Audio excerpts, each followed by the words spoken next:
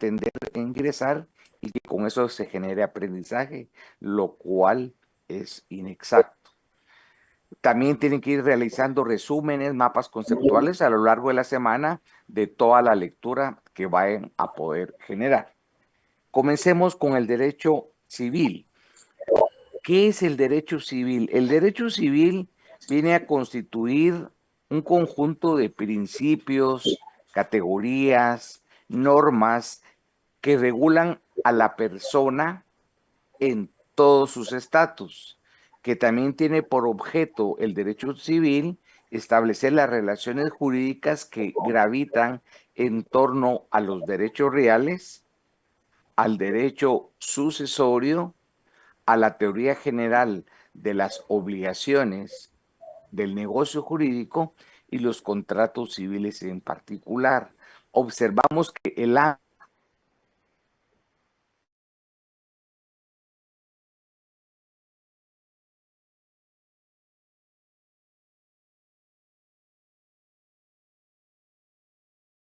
No hay audio. Silencia el micrófono del... Efectivamente.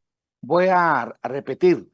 Decía que el conjunto de principios, categorías, normas jurídicas, ¿qué sucede? Viene a regular a la persona en todas sus manifestaciones. En todas sus manifestaciones en cuanto a persona como el centro del universo jurídico de una familia establecida. Los derechos reales, el derecho de sucesiones, la teoría La general teoría general de obligaciones y la teoría general de negocio jurídico, ingresando al estudio de los contratos civiles en particular. Nuestro Código Civil en esos 5 libros lleva una estructura de las propias Institutas de Justiniano, que fue un compilador romano que estableció el orden y la estructura del Código Civil. En el privado puede ser que una de las preguntas le diga, ¿me puede explicar cómo está estructurado el Código Civil?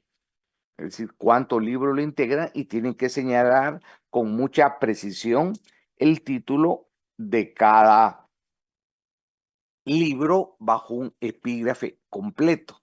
De igual forma, tienen que elaborar una ficha técnica del Código Civil, en qué fecha fue promulgado, en presidencia de quién, cuántos artículos consta y, por supuesto, para toda esa estructuración de la ficha técnica, ustedes ya tienen que tener un Código Civil que cuente con todas las reformas específicas.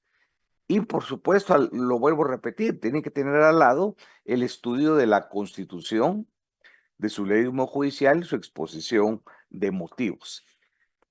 Ya si abordamos esa definición del derecho civil enfocado como un derecho de la persona, Anfitrión.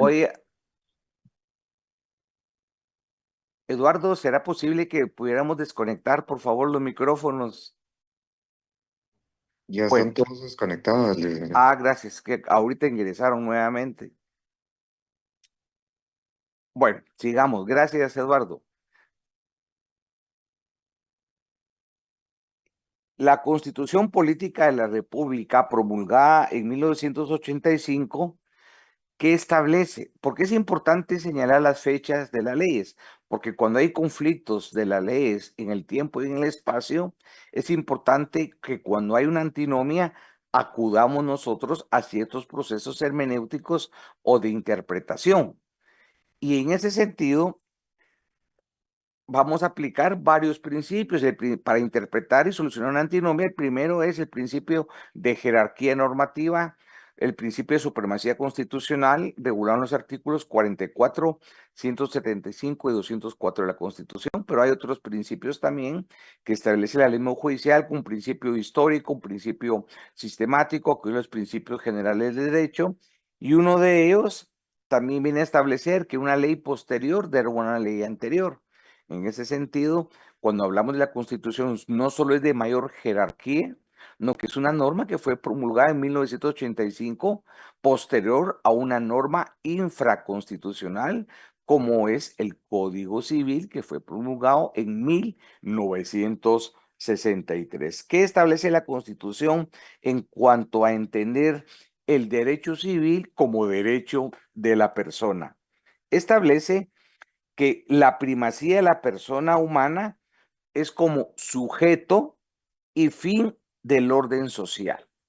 Repito, la primacía de la persona humana como sujeto y fin del orden social. ¿Dónde está establecido esa situación?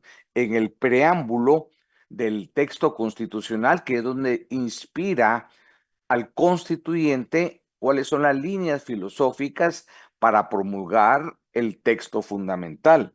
Adicionalmente a eso, establece en el artículo primero, pero como señalé en la conferencia de la inauguración, no podemos estudiar solo nuestra Constitución y Código Civil, lo tenemos que interrelacionar con ese corpus juris interamericano, y aquí voy a estar haciendo alusión de forma constante a un instrumento que lo pueden descargar electrónicamente, que es la Convención Americana sobre Derechos Humanos.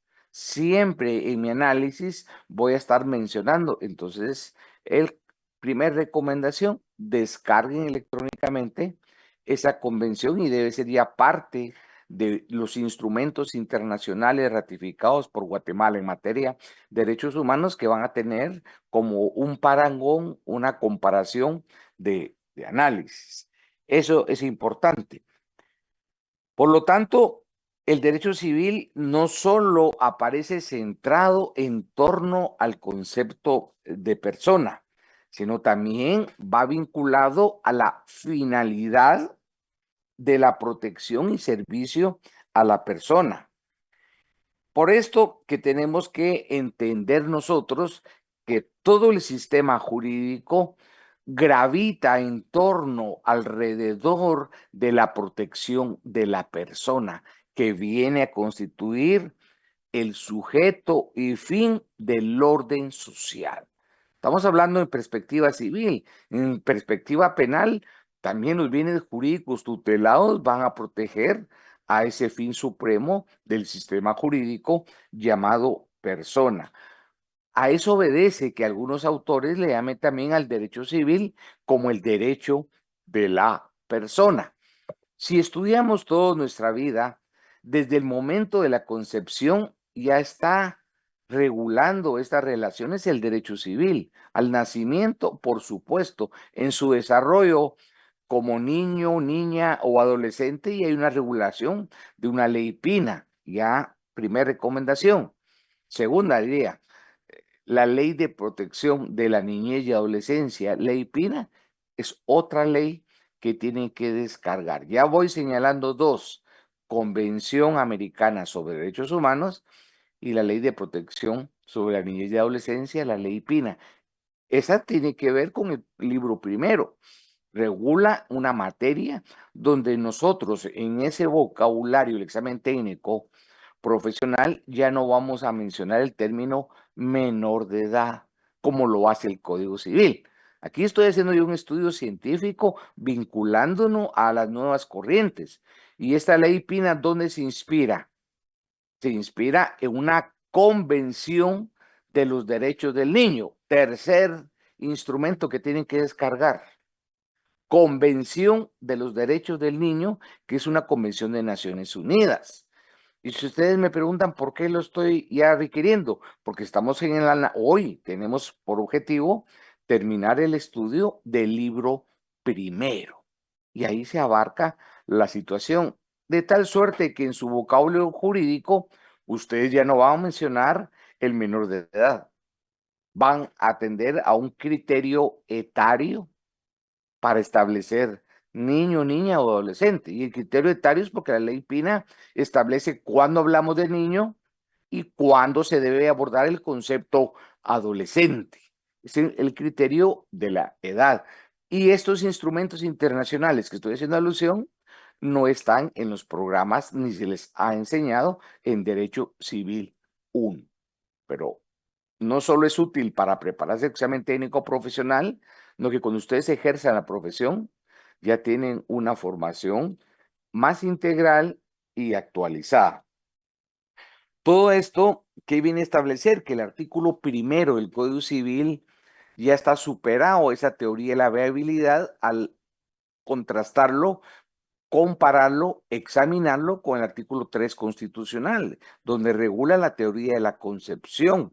Y si hacemos una aplicación de esa antinomia del principio de jerarquía normativa y también la Convención Americana de Derechos Humanos, vemos que a la persona se le protege desde la concepción.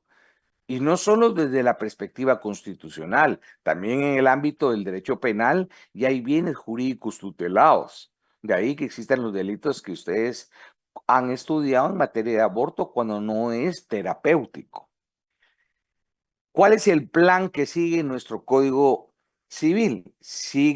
Hay diversos planes establecidos, pero nosotros fundamentalmente seguimos el plan romano francés. Nuestra formación jurídica está estructurado con esa familia, el civil law, que es el sistema romano germánico francés. La otra familia, que es diferente, es la relativa al sistema del common law, que es un derecho angloamericano basado en la costumbre. También el derecho civil se ha dado otro fenómeno que se denomina la internacionalización del derecho civil. Hay distintos entes de cooperación sobre materia civil.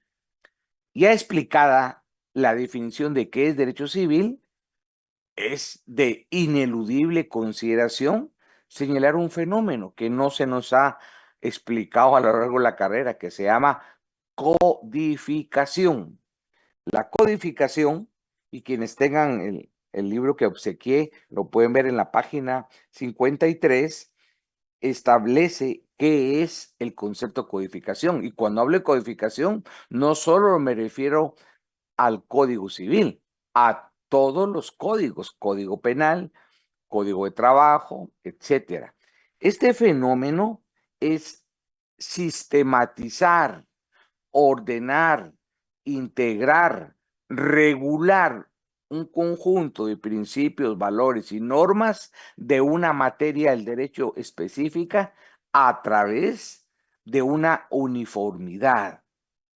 Por ejemplo, el Código Civil es objeto de un fenómeno de codificación que no inició con el código actual, inició desde el primer Código Civil en Guatemala. Si queremos estudiar en Guatemala la codificación, cuáles han sido los procesos legislativos, debemos de iniciar con 1877, en la época de Justo Rufino Barrios, que fue el primer Código Civil promulgado en Guatemala. ¿Y de dónde se origina todo nuestro derecho civil?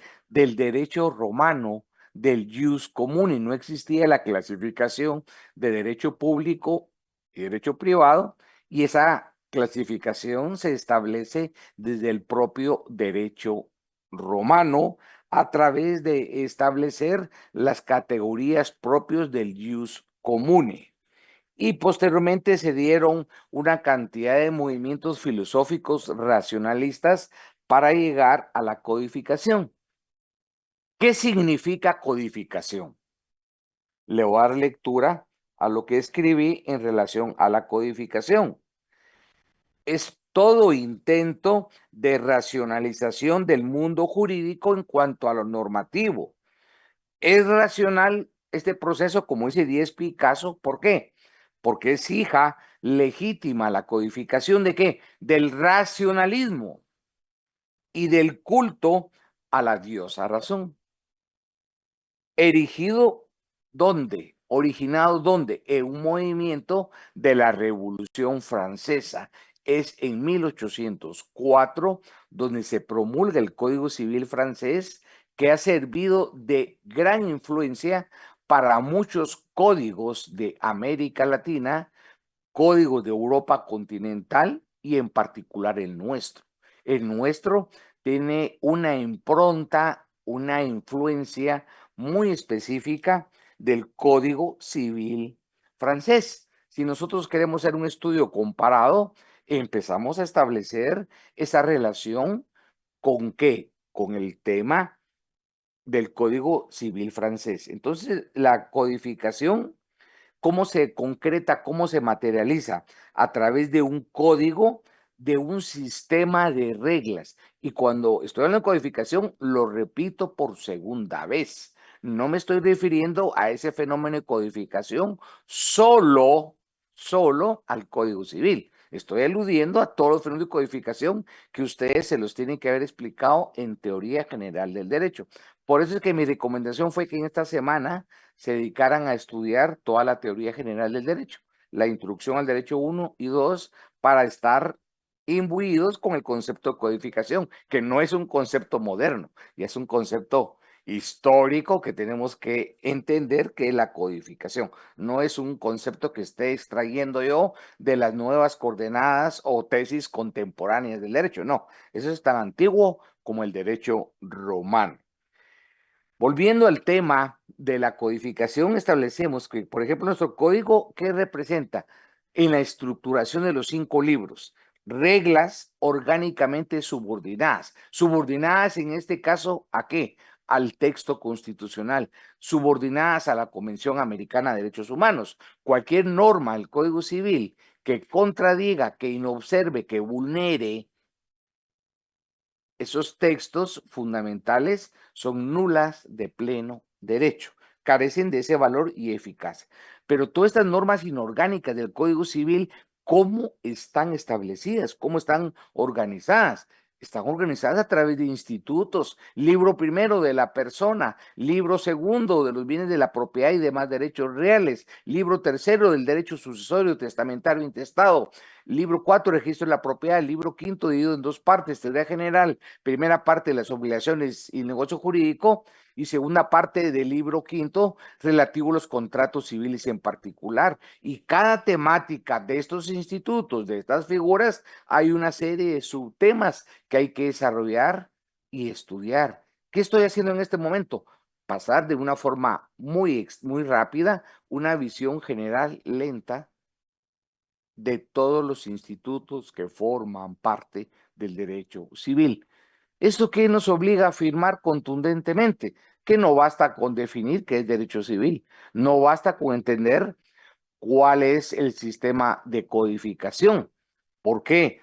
Porque tenemos que entender cómo están agrupados, sistematizados los 5 libros, cuáles son esos institutos, de qué forma están redactados, cuál es su finalidad, cuáles son sus consecuencias jurídicas, y eso les recomiendo que cuando estén formando su privado, tienen que tener una técnica apropiada para interpretar la norma jurídica. La norma jurídica no se lee de corrido, hay que separar su premisa mayor, premisa menor, la conclusión, y hacer una interpretación sistemática al cuerpo y del texto constitucional. Esto se llama interpretación científica. No es aprenderse de memoria un artículo, es desarrollar ese análisis hermenéutico de interpretación con ciertos principios propios. Por lo tanto, cuando hablamos de esa codificación, también, aparte de ser principios, normas, institutos subordinados, observamos que hay un sistema, que hay una homogeneización de categorías regulando una parcela del derecho llamada derecho civil, de forma coherente, de forma armoniosa, que persigue la sistematización de ese derecho. Cuando hablamos de la codificación, es parte del fenómeno llamado fijación del derecho. Y estos conceptos son útiles no solo para el área privada, son conceptos fundamentales también para el área pública. ¿Qué características podemos citar de ese fenómeno codificador? El código contiene solo normas jurídicas, no contiene consideraciones de tipo moral, religioso, etc. 2, el código es concebido como un documento unitario. 3, el código regula de forma exhaustiva todas las relaciones jurídicas pertenecientes a la persona. La última característica, los códigos tienen un carácter orgánico. Y ese es el problema, que no se nos haya enseñado en el momento oportuno este fenómeno de la codificación, que es fundamental en las categorías esenciales del derecho. Han habido distintos precedentes de codificación. Cité uno de los más importantes, el Código Civil francés, y en materia de Guatemala es importante la influencia también que ha tenido en cierta parte el Código Civil alemán, el Código Civil español y en menos intensidad el Código Civil italiano. Actualmente hay codificaciones mucho más recientes que la nuestra, por ejemplo, el Código Civil de Perú, el Código Civil de Brasil y el más reciente, el Código Civil de Argentina, que eso los pueden obtener por lo menos para ver la estructura. No estoy diciendo que tienen que leer cada código de esos países, pero sí por lo menos conocer los epígrafes, los títulos, y todos hay acceso por internet. ¿Qué es lo que ha hecho la codificación? Superar el particularismo jurídico. ¿Qué ha logrado la codificación? La simplificación del derecho. Dos aspectos importantes: superar el particularismo jurídico y obtener una simplificación del derecho. Ahora, ya es importante que con todo este esbozo estudiemos nuestro país, y en nuestro país ese movimiento codificador, ¿cómo se desarrolló? En 1877, el primer Código Civil de la historia en Guatemala. ¿Cómo estuvo estructurado el código a manera de comparación? Primer título, de las personas. El segundo se denominaba de las cosas, del modo de adquirirlas y de los derechos que las personas tienen sobre ellas. El tercero, el de las obligaciones y contratos, tuvo una cantidad de 2.444 artículos. Posteriormente, de 1877, en 1926, se promulgó un nuevo Código Civil guatemalteco, únicamente en la parte de personas. En el año 1933, por encargo del gobierno de la República, preparó don Ojeda Salazar un proyecto destinado a sustituir el Código de 1877. Repito, estamos hablando de 1933. Posteriormente llegamos al Código actual, con todos los antecedentes que hemos venido a señalar. Importante. Hay otro fenómeno que se llama descodificación. Yo no puedo entender qué es la descodificación si primero ya no tengo la idea clara y puntual qué es codificar. La descodificación es un proceso legislativo que va vaciando de contenido el Código Civil paulatinamente. ¿Por qué? Porque hay nuevos fenómenos económicos, sociales, culturales, que ameriten un tratamiento actualizado, y que un código decimonónico como el nuestro puede ser que dé respuesta a un buen porcentaje de relaciones jurídicas relacionadas a la persona. Pero ya la práctica nos enseña que hay muchos fenómenos que han sido objeto de una regulación especial. ¿A dónde nos conduce? ¿A qué nos obliga esto? A que ustedes en el libro primero, que es lo que estamos estudiando de hoy, tienen que tener la lectura y análisis de leyes especiales vinculadas al libro primero. Yo sucesivamente le voy a ir señalando, conforme abordemos los libros, cuáles son las leyes especiales por partes, pero lo voy a ir haciendo por instituciones, porque si lo hago de entrada, lo que voy a provocar en ustedes es una gran preocupación. Entonces, no, lo vamos a hacer gradual. Y la descodificación, ¿cómo se manifiesta? A través de la promulgación de leyes especiales. Y en el caso que nos ocupa, ¿qué sucede? En materia del libro primero hay una cantidad de leyes especiales que las tengo señaladas, quienes tienen el texto, en la página 100 y 101 y 102. Le voy a dar una lectura muy rápida porque este material es parte de la etapa de acopio, de construcción de leyes que ustedes tienen que tener, no solo en su poder, leer las partes más importantes que vienen a regular una nueva normativa en materia del Código Civil. Estas leyes especiales que han generado cierto proceso de descodificación del libro primero. Y ya no podemos estudiar, lo vuelvo a citar por 10ª vez, de forma aislada el Código Civil. Ejemplo de estas leyes especiales que ustedes tienen que tener relativos al libro primero. Ley de simplificación de requisitos y trámites administrativos. Ley de organizaciones no gubernamentales. Ley general de cooperativas. Ley para prevenir, sancionar y erradicar la violencia intrafamiliar. Ley de tribunales de familia. En materia de familia también hay acuerdos de Corte Suprema que han generado modificación a las audiencias, la creación de un juzgado por alimentos y un juzgado para divorcios voluntarios. Ley de protección para las personas de la tercera edad. Ley de nacionalidad.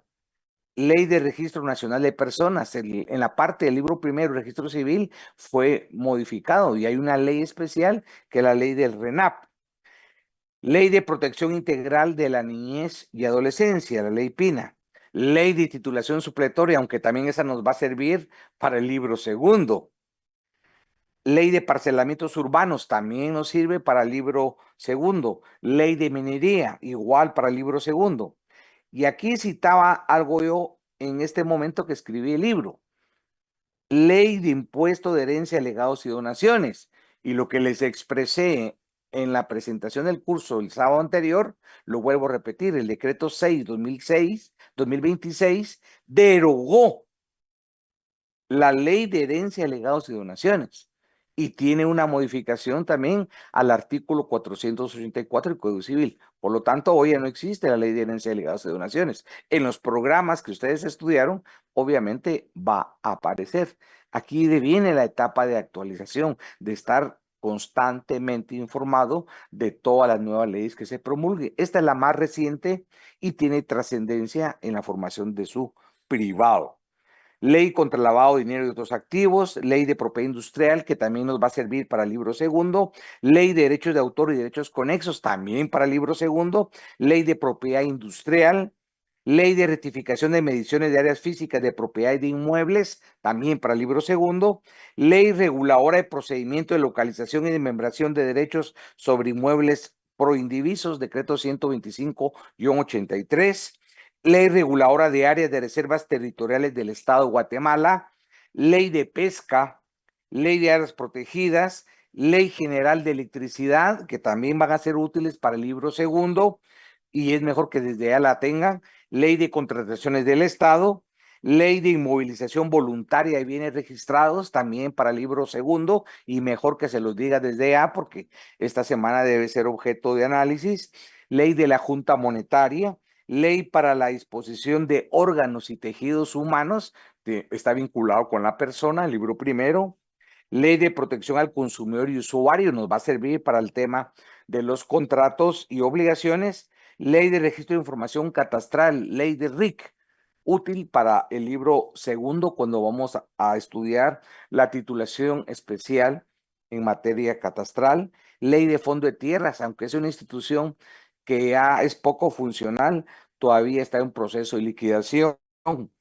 El Código de Derecho Internacional Privado, la ley de adopciones, esa está vinculada con el libro primero, ya no es el procedimiento que se establecía en jurisdicción voluntaria del decreto 5477, hay una ley específica donde limita un procedimiento donde hay una intervención judicial, la ley de garantías mobiliarias para estudiar las garantías de la obligación en derechos reales 2, ley de extinción de dominio, fundamental para derechos reales, el tema de la propiedad, reglamento del registro de la propiedad, ley de monetaria, ley de leasing. Esa ley de leasing no creo que ustedes la hayan estudiado cuando llevaron su curso de derecho mercantil. Entonces deja de ser un contrato, ya no podemos señalar en el privado, el contrato de leasing es atípico.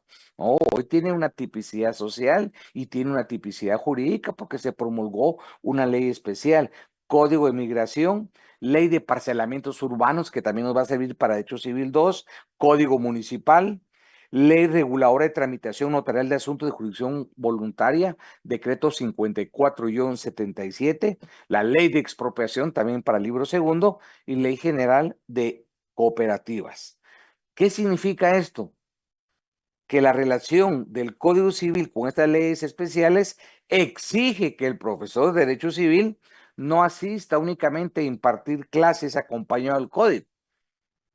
Será indispensable proveerse de la Constitución, de la Convención Americana, de las leyes especiales que acabo de señalar, su ley del organismo judicial. Y estas leyes que acabo de citar, ¿por qué son fundamentales? Porque vienen a modificar el Código Civil en la parte que tiene por disposición la regulación de cada ley especial. Entonces la lectura se hace indispensable y no solo basta con comprarlo. A todo esto, ¿a qué concluimos? Que el significado actual del Código Civil ha tenido un cambio específico. Ya no basta con su análisis frío, con su análisis aislado. Todo esto generado por el famoso proceso de descodificación. En todo esto hay un arco del tiempo y este arco, esta línea del tiempo ha sufrido cambios puntuales en todas las leyes que he señalado, que son concretos planteamientos de descodificación. Entonces, ¿qué observamos? Que el código poco a poco va perdiendo la centralidad en el ámbito más acotado, ha ido perdiendo cierto protagonismo. No estoy diciendo que deje de ser importante, no, es fundamental, es orgánico, pero poco a poco va perdiendo la centralidad, es decir, es el único instrumento que regula el derecho de la persona. Y este fenómeno, si ustedes me dicen, solo pasa en Guatemala, no, al contrario. En Europa, por ejemplo, el proceso de descodificación ha sido mucho más agresivo y mucho más intenso. Y no solo en la promulgación de leyes, hay otro fenómeno que se llama la armonización del derecho. Como Europa es un tratado constitutivo donde se persigue la libertad de circulación de capitales, bienes y servicios, también esa política globalizante económica también demanda ir unificando paulatinamente el derecho, pero el derecho en todos los países de la Unión Europea es imposible unificarlo en todas sus áreas. En materia de derecho civil, obligaciones y contratos, paulatinamente ya se han realizado ciertos acuerdos políticos y jurídicos que han terminado armonizando el derecho en obligaciones, en contratos. ¿Y qué beneficios genera esa unificación, esa armonización del derecho? Una visión diferente y que los conflictos que surjan en cada país de la Unión Europea van a ser resueltos con los mismos criterios, las mismas interpretaciones. ¿Y qué provoca ello? Confianza, seguridad y certeza jurídica. Y también viene otra etapa importante, otro fenómeno, que es esa vinculación del derecho privado con la Constitución. Y así tenemos que ir haciendo la relación, no solo el artículo 1 del Código Civil con el 3 constitucional, el régimen de aguas, por ejemplo. Código Civil establece que es un régimen de aguas privado, la Constitución le da un régimen público. En materia de obligaciones de la responsabilidad civil de los funcionarios públicos, Código Civil establece un plazo de 2 años. El artículo 155 constitucional establece un plazo de 20 años. Y todo esto, insisto, va a prevalecer el criterio de la Constitución. Regresando a la construcción de la persona, ¿qué estamos observando en la Constitución, nuestro Código Civil? Que hay un valor y hay una tutela de la persona en todas sus manifestaciones. Y ahí vemos una estrecha relación entre derechos humanos, derechos fundamentales y derechos de la personalidad. Y los invito a que lean el artículo 3 constitucional, el derecho a la vida. El Estado garantiza y protege la vida humana desde su concepción, está regulando la teoría de la concepción, así como la integridad y la seguridad de la persona. ¿Qué reflexión nos brinda esta norma? Que la vamos a estudiar coherentemente con el preámbulo constitucional. Y en esa dirección, el artículo 4, que proclama el valor jurídico y fundamental de la dignidad de la persona como núcleo, como columna vertebral del sistema jurídico. Y ese postulado no es para derecho civil, es para todo el sistema jurídico guatemalteco. Pero atención, ¿cómo hemos realizado el estudio de la persona? Ya no solo a la luz del Código Civil. Iniciamos desde el texto constitucional, dado su preeminencia, el principio de superlegalidad constitucional, y establecemos que el preámbulo, el artículo 3, protege a la vida humana desde que hay concepción. Y hoy científicamente es viable establecer cuándo se dio la concepción. Quizá cuando se promulgó el Código Civil en 1963 no era viable por el escaso desarrollo. Pero este derecho fundamental no va aislado. Voy a citar los artículos que por razones de tiempo no los podemos discutir, pero ustedes los tienen que analizar con más detenimiento. Derechos fundamentales introducidos en los constitucionales.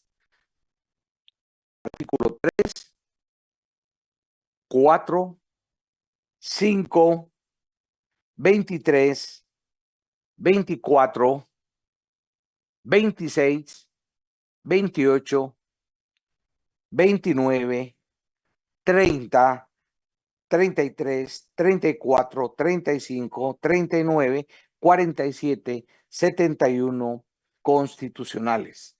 Y los tratados de derechos humanos son diversos. Solo voy a citar los más trascendentales. La Declaración Universal de Derechos del Hombre, la Declaración Americana de los Derechos y Deberes del Hombre, el Convenio para la Protección de los Derechos Humanos, la Declaración sobre Eliminación de Discriminación contra la Mujer, que fue el antecedente para el tema de la ley de femicidio. Y ustedes pueden buscar en la página del Ministerio de Relaciones Exteriores todos los convenios que el Estado de Guatemala ha ratificado.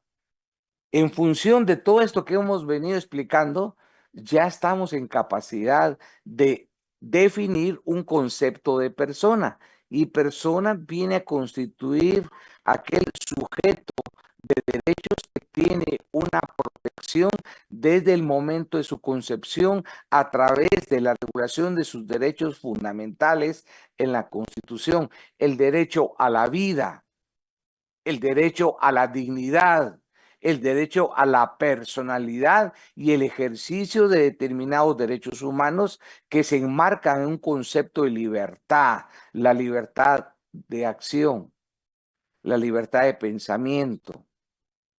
La forma de emitir el pensamiento es otro tema de la libertad de asociación, la libertad para contratar, que es el principio en materia de los contratos. Entonces, constituye un abanico, un elenco de derechos fundamentales.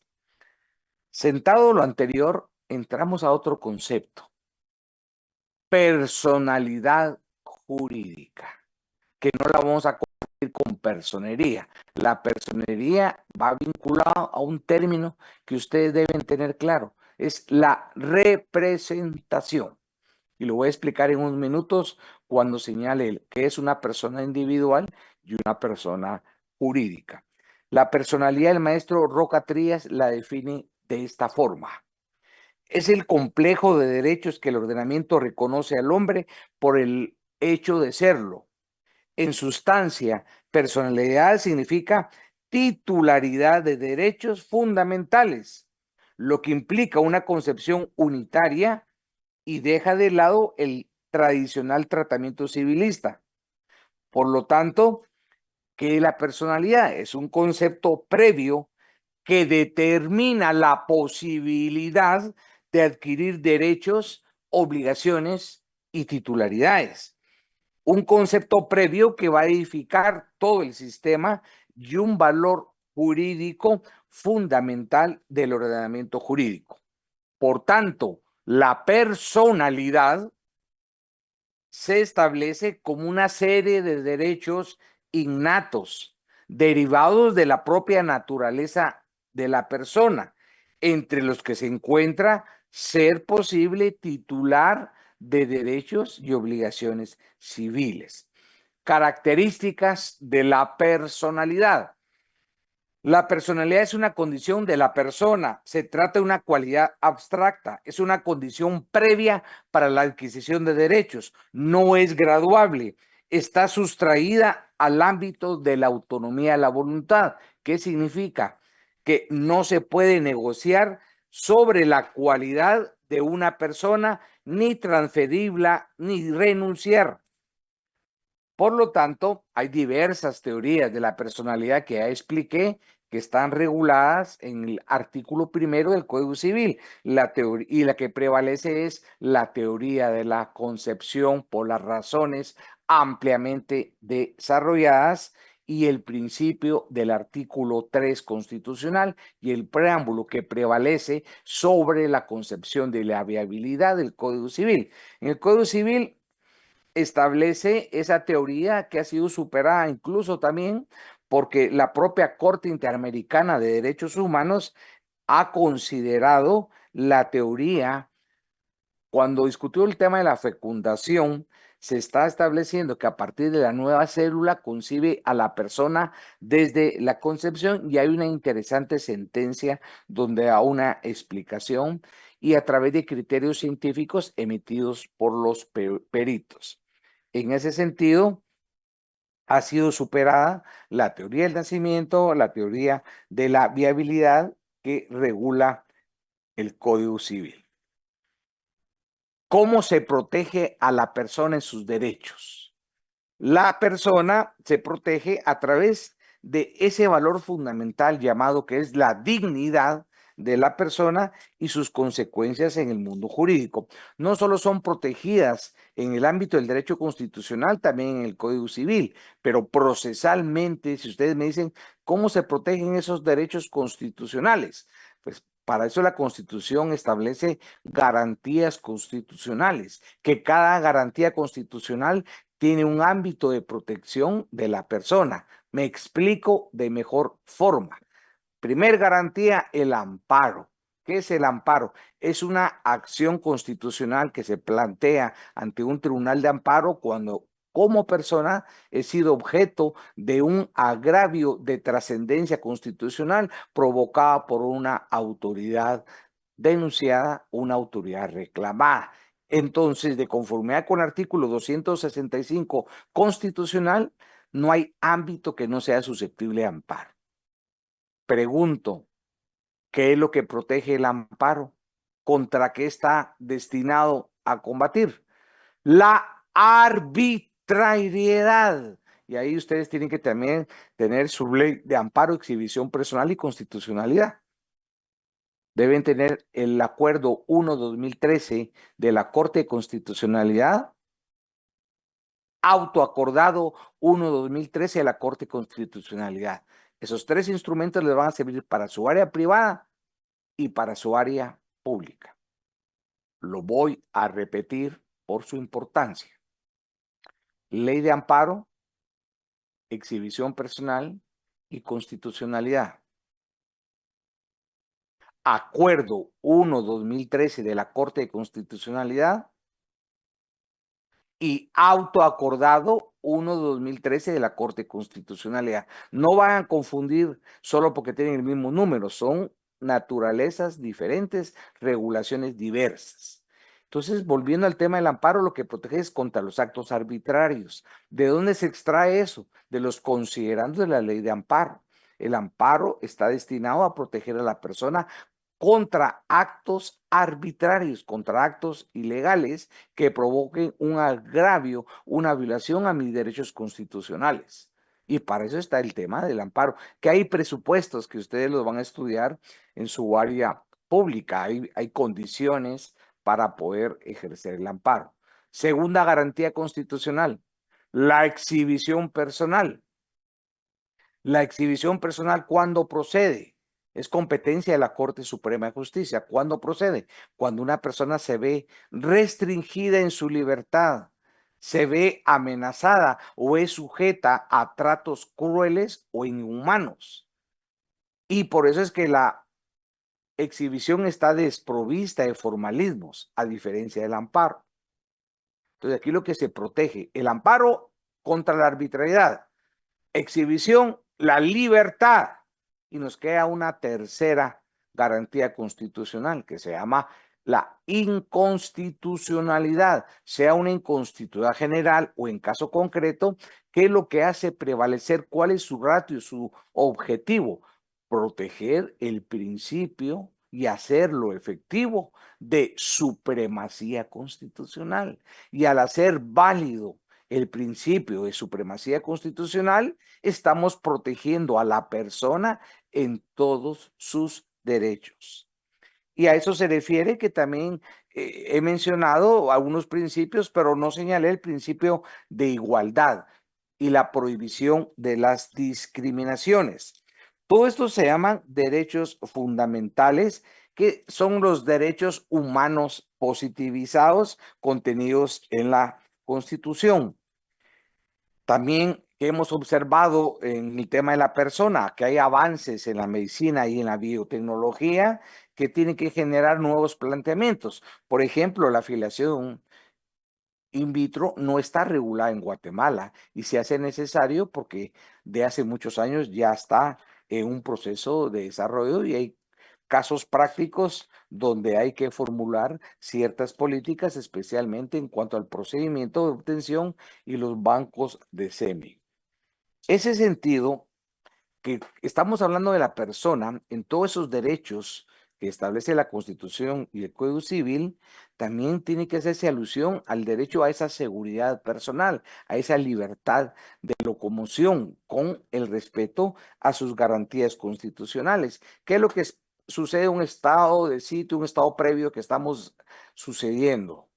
Hay una limitación a esas garantías constitucionales que estamos haciendo alusión por razones de orden público.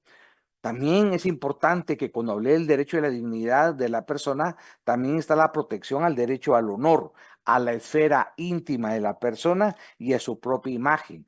¿Dónde extraemos esa normativa de la persona? En el artículo 44. Ese artículo 44 de la Constitución es sumamente relevante al señalar derechos inherentes a la persona humana. Los derechos y garantías que otorga la Constitución no excluye otros que, aunque no figuren expresamente en ella, son inherentes a la persona humana. Y un ejemplo de los que no son regulados taxativamente es la creación del bloque de constitucionalidad a partir del año 2011 por la Corte de Constitucionalidad, que es un instituto que está renovado constantemente, lo va agregando muchos convenios el Tribunal Constitucional. Ese es un marco también que sirve para la interpretación del derecho y una fuente normativa que tiene cabida a nuestro sistema y a la interpretación constitucional vía artículos 44 y 46 de la Constitución.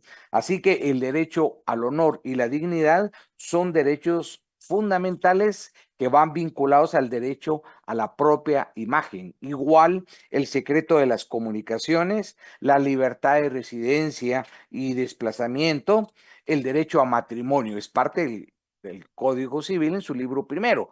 El matrimonio no es contrato, es un acto por medio del cual dos personas convienen en crear, celebrar un acto para hacer vida en común, auxiliarse entre sí, no necesariamente tener familia. Ese no es el único requisito del matrimonio y aparte del matrimonio se constituyen capitulaciones matrimoniales.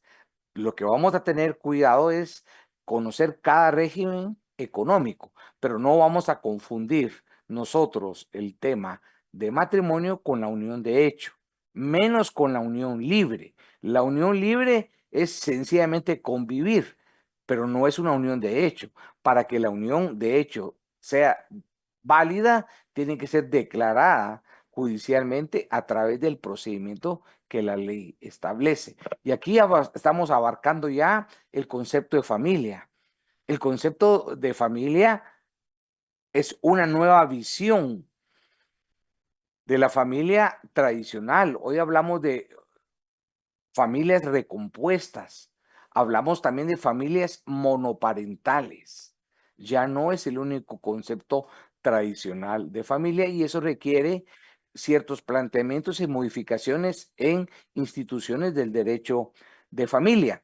Y no es para que los preocupe, pero el derecho de familia es objeto de otro análisis en esta obra, que hoy lo estoy viendo superficialmente, porque el derecho de familia aquí son 434 páginas y esto forma parte también del libro primero que hoy estamos terminando. En dos palabras, hoy estamos agotando este texto y agotando el contenido acá.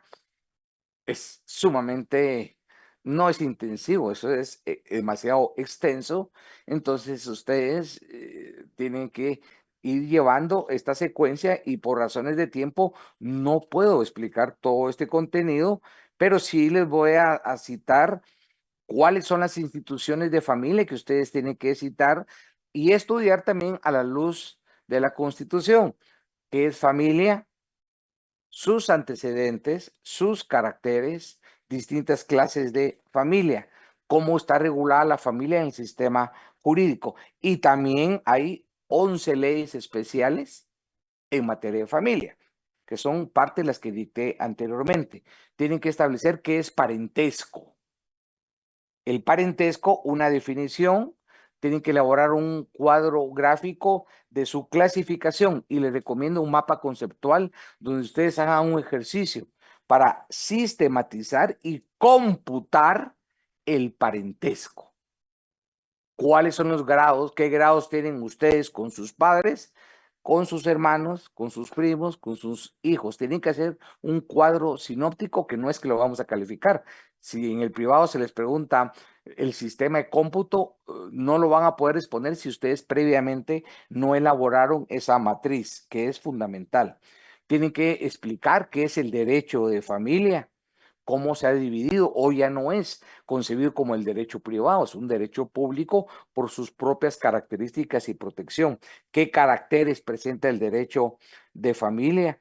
Su vinculación con el artículo 47 constitucional, cuáles son las modernas orientaciones al derecho de familia, qué es alimentos, por qué está fundamentado en el derecho a la vida, el contexto social, cuál es la razón de ser del derecho de alimentos, en qué consiste la deuda de alimentos, los caracteres de la obligación de alimentos, por qué es irrenunciable, inembargable, preferente, no admite transacción, qué es el alimentante, quién es el alimentista, qué sucede cuando hay incumplimiento de la obligación de alimentos. Ahí la pregunta se va a derecho procesal civil en cuanto al incumplimiento oral de alimentos. Pero puede ser que el examinador esté muy actualizado y no solo le diga qué sucede si en materia procesal civil, en materia de ejecución de la obligación de alimentos, puede usted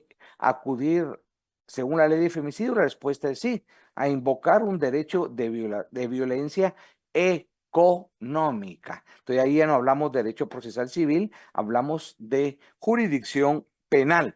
Entonces hay que tener también claro que hay una violencia física, psicológica, pero también económica. Tienen que hacer el estudio de familia y matrimonio, la naturaleza del matrimonio, los sistemas matrimoniales, en qué consiste la promesa de matrimonio, cuál es el acto de celebración del matrimonio, va vinculado también con su derecho notarial, qué es el consentimiento matrimonial, cuáles son los vicios del consentimiento matrimonial, el error, el dolo, la coacción, los requisitos formales del matrimonio, cuáles son los matrimonios excepcionales en artículo de muerte, el matrimonio de los militares, el matrimonio por poder, el matrimonio del contrayente extranjero, los efectos del matrimonio y también estudiar las figuras de nulidad y anulabilidad del matrimonio.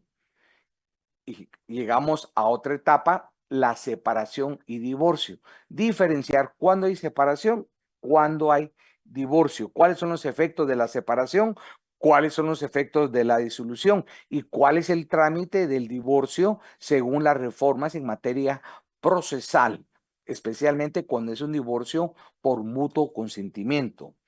¿Cuáles son los efectos comunes de la separación y divorcio? Son comunes porque son aplicables a la separación y al divorcio. Los efectos de la sentencia, matrimonio y régimen económico. ¿Cuáles son esos regímenes económicos? ¿Cómo se constituyen capitulaciones matrimoniales? La intervención notarial. ¿En qué consiste la comunidad de gananciales? ¿Qué establece el artículo 124? ¿Cuáles son las cargas de la comunidad de gananciales? La gestión de la comunidad de gananciales. ¿Cómo funciona el régimen de separación absoluta? ¿Qué características tiene el régimen de comunidad absoluta? Repito, comunidad de gananciales, separación absoluta y comunidad absoluta. 3 regímenes distintos. Todo esto para llegar a otra institución que es la unión de hecho. ¿Cuáles son las clases de unión de hecho? Requisitos para declarar la unión de hecho, los efectos comunes, cómo se da la preferencia entre varias uniones de hecho. Y un aspecto fundamental, la afiliación, pero estudiarlo también en sus consideraciones generales, pero ya acudiendo al tema de la verdad biológica y la realidad jurídica en sede de filiación, tomando en cuenta la reforma del artículo 221 del Código Civil que admite en materia de afiliación una prueba científica llamada de prueba ADN. Este es importante, una nueva concepción del tema de la afiliación. ¿Cuál es el título de atribución? ¿Cuál es la prueba de la afiliación? Las acciones de la afiliación. Y la adopción, como les indiqué anteriormente, con un trámite en la nueva ley, un procedimiento establecido en la ley de adopciones. Y cuando hablemos de procedimientos, ¿cuál es mi recomendación? Elaboren un cuadro sinóptico, elaboren un mapa conceptual, gráficas donde describan cada uno de esos procedimientos. Acá en adopciones lo tienen que plasmar cuál es el paso 1, paso 2 y hasta dónde finaliza. Y esos cuadros tienen que ir pegando en su habitación semanalmente. ¿Por qué digo semanalmente? Porque esto ya lo tienen que haber elaborado. La tarea que voy a dejar para esta semana ya no es del libro primero. Es de todo esto que estoy dando, ya está superado el libro primero. Voy a dejar tarea para el libro segundo. ¿Por qué vamos deprisa? Porque el programa tiene 3 meses y es intensivo. Estudiando también las relaciones paterno-filiales, que es la responsabilidad parental, la patria potestad, que es el contenido de esa patria potestad, la tutela, ejercicio de la tutela, clases de tutela y el patrimonio familiar. Muy breve, todo ese contenido del derecho de familia es parte del libro primero, pero que está regulado en cantidad de leyes especiales. Ya les di lectura a cuál es la temática que ustedes tienen que estudiar del libro primero relativo al derecho de familia. Siempre en los derechos de la persona, también regreso a anunciar que la persona tiene el derecho a un nombre y tenemos que diferenciar qué es el nombre con un seudónimo, con un apodo. Es totalmente diferente. ¿Cuál, en materia notarial, cómo se verifica en un proceso notarial el cambio de nombre? Diferente es la identificación de persona, la identificación de tercero en materia notarial, pero surge de qué? De un concepto llamado nombre y estudiar cuáles son sus componentes, cuáles son las características del nombre. Ahora, en cuanto a la finalización de la personalidad, es con la muerte, y la muerte es un hecho jurídico que establece consecuencias para el derecho.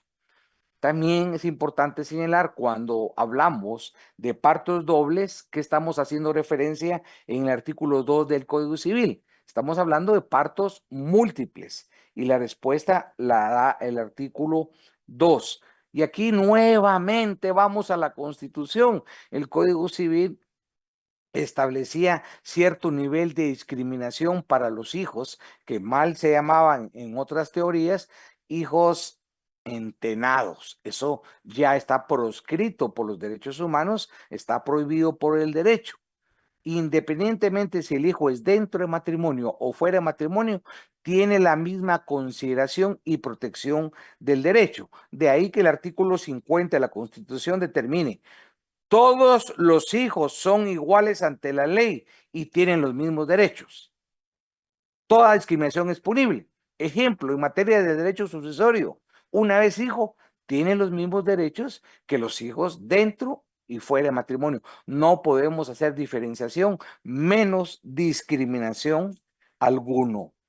Y ahí volvemos a repetir la protección del concebido. La capacidad, ¿qué es la capacidad y la aptitud para ser sujeto de derechos y obligaciones? ¿Una persona incapaz es persona? Sí, lo único que tiene que actuar por medio de un representante en el mundo del negocios. Por ejemplo, una persona que ha sido declarada en estado de interdicción, el juez le va a nombrar un representante legal. Un niño no tiene esa capacidad contractual. ¿De quién va a ejercer su representación? Quienes ejercen la patria potestad. No hay padres quienes ejerzan la tutela. La tutela hay 3 elementos personales: el tutor, protutor y el pupilo. Entonces sí puede participar, pero lo va a hacer en una relación específica y una protección que el derecho da. Por ejemplo, el niño es propietario de una finca. Para vender esa finca, el representante no solo va a comparecer en la compraventa, tiene que agotar previamente con juez de familia unas diligencias de utilidad o bien unas diligencias de necesidad. Y ese auto se debe transcribir en el instrumento público bajo pena de nulidad absoluta si no se cumple por no haber esa capacidad contractual.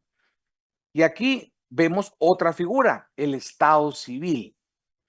Si ustedes abarcan el estado civil, es la situación jurídica concreta que una persona ejerce frente a la sociedad.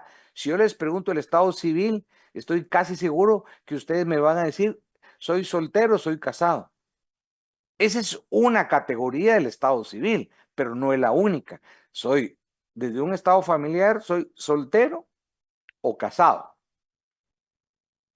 Desde un estado de nacionalidad, soy guatemalteco o extranjero. Desde una percepción de la capacidad, soy capaz en el ejercicio de mis derechos o soy una persona declarada incapaz.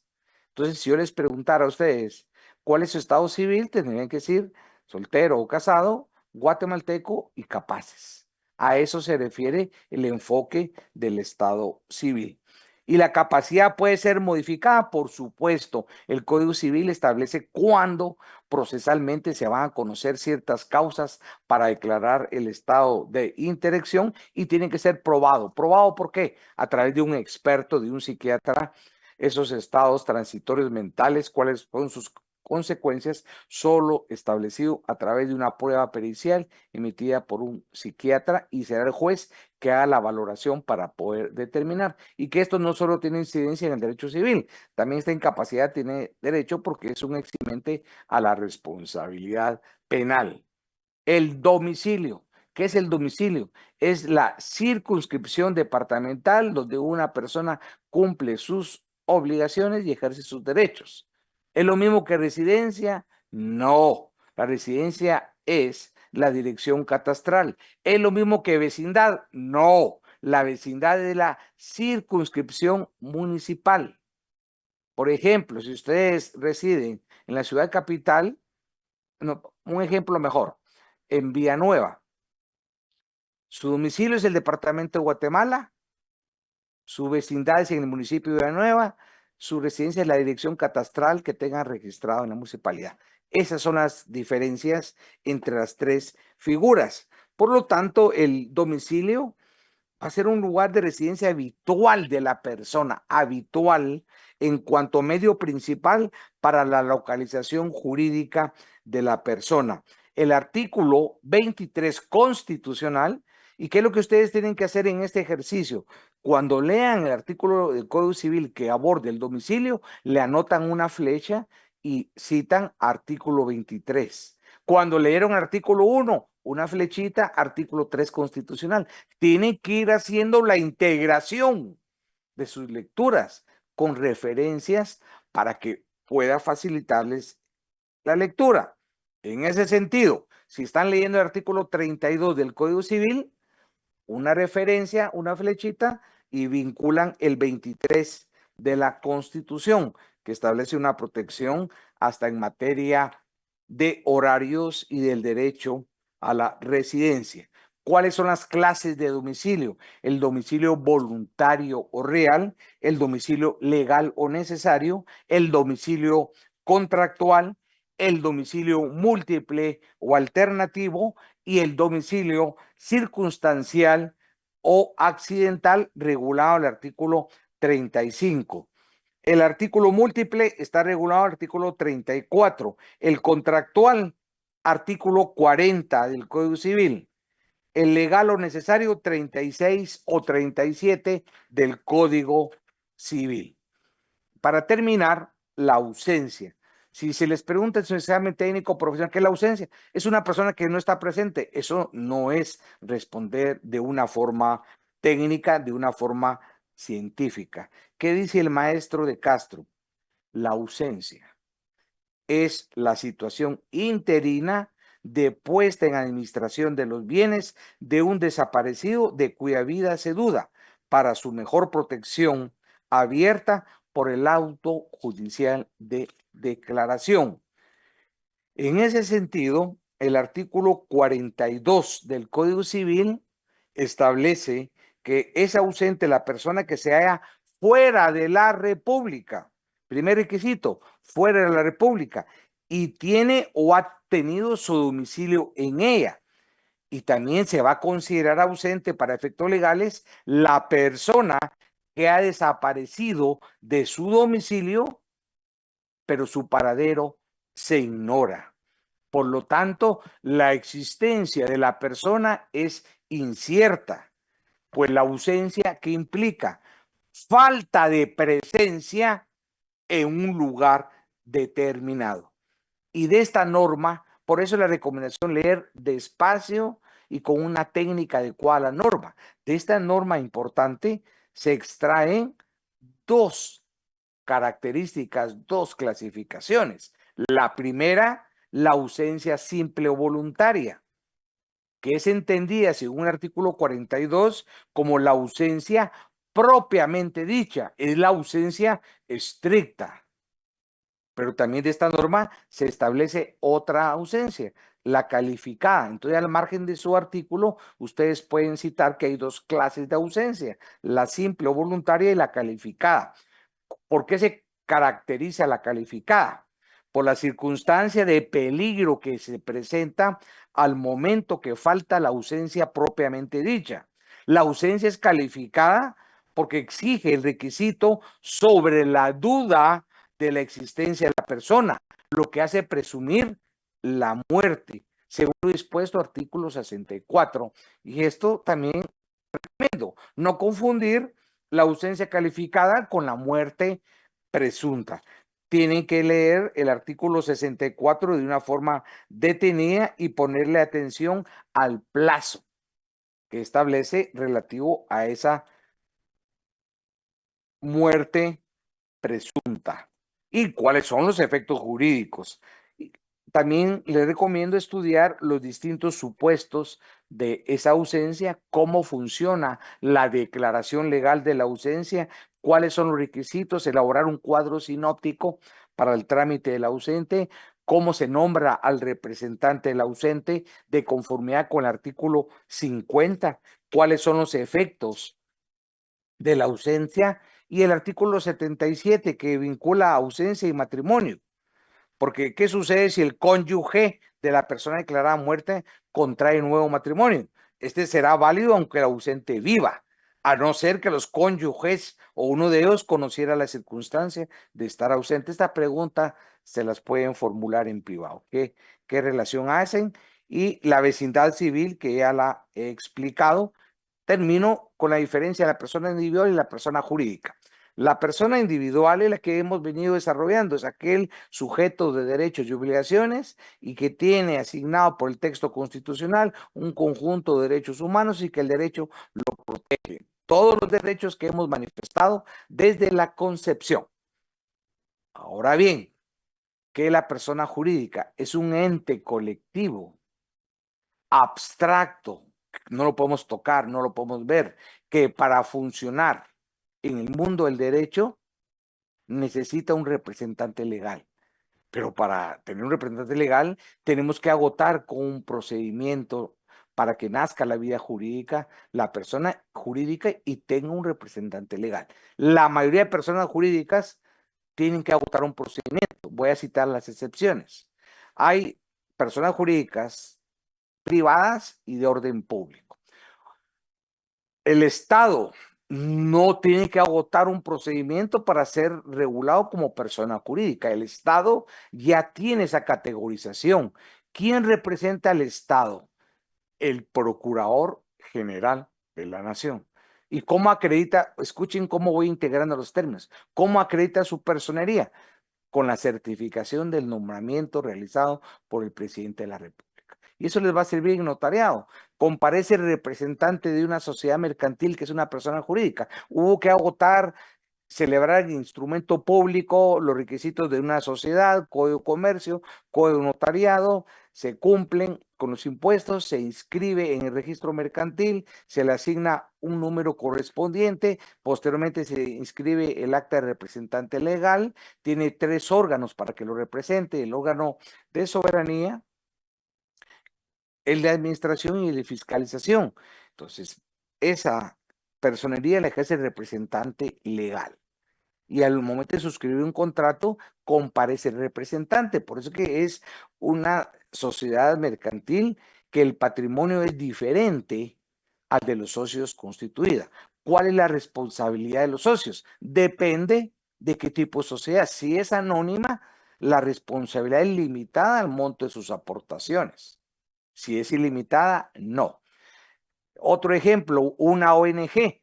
Hay una ley especial de ONG, pero esa no se va a inscribir en el registro mercantil. Tenemos que estudiar y pensar cuál es la naturaleza de la persona jurídica para establecer dónde se va a inscribir. Y la ONG se va a inscribir en un registro de personas jurídicas del Ministerio de Gobernación. Así sucesivamente. Si es una cooperativa, hay un registro de cooperativas. Todo esto es el mundo de las personas jurídicas. La Iglesia Católica necesita agotar un procedimiento para que se le reconozca su personalidad jurídica. No, la Constitución le otorga la personalidad jurídica. ¿Las iglesias evangélicas necesitan constituir? Sí. ¿Dónde se inscribe el instrumento público? En el registro de personas jurídicas. Y así sucesivamente podemos citar cantidad de personas jurídicas que para actuar en el mundo del derecho necesitan un representante legal. ¿Cuál? Depende de qué persona jurídica estemos haciendo referencia. Muchas gracias por su atención y la tarea para la siguiente semana es sumamente extensa porque tenemos que agotar los 5 libros del Código Civil. La tarea la próxima semana es lectura de todo el libro segundo del Código Civil. Todo el libro segundo y por supuesto vamos a estudiar el registro de la propiedad.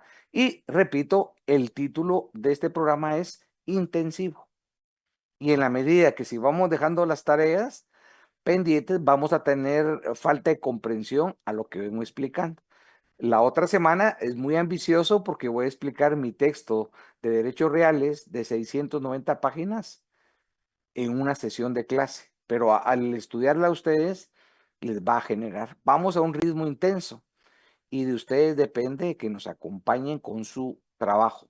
Les deseo un buen fin de semana. Hasta luego.